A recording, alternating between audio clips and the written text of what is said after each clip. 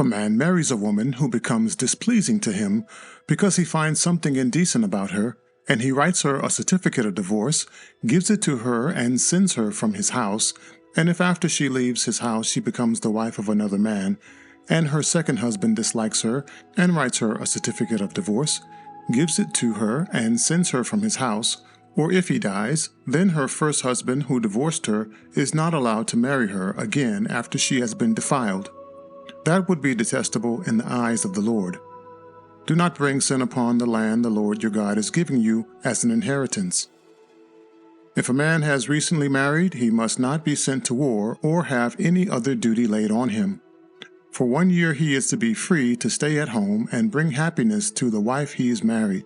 Do not take a pair of millstones, not even the upper one, as security for a debt, because that would be taking a person's livelihood as security. If someone is caught kidnapping a fellow Israelite and treating or selling them as a slave, the kidnapper must die. You must purge the evil from among you. In cases of defiling skin diseases, be very careful to do exactly as the Levitical priests instruct you. You must follow carefully what I have commanded them. Remember what the Lord your God did to Miriam along the way after you came out of Egypt. When you make a loan of any kind to your neighbor, do not go into their house to get what is offered to you as a pledge.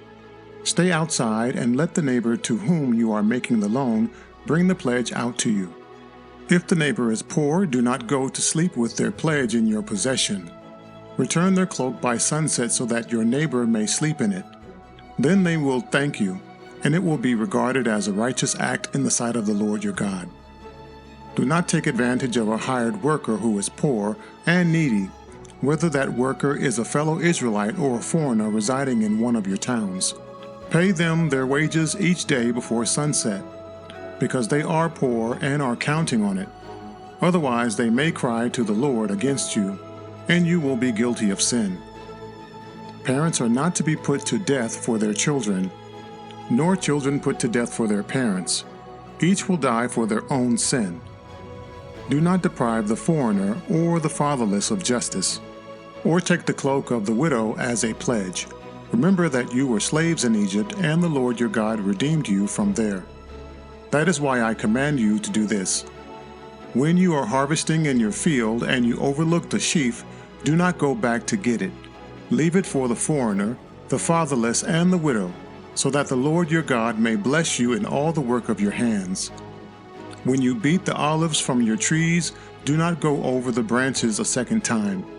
Leave what remains for the foreigner, the fatherless, and the widow. When you harvest the grapes in your vineyard, do not go over the vines again. Leave what remains for the foreigner, the fatherless, and the widow. Remember that you were slaves in Egypt. That is why I command you to do this.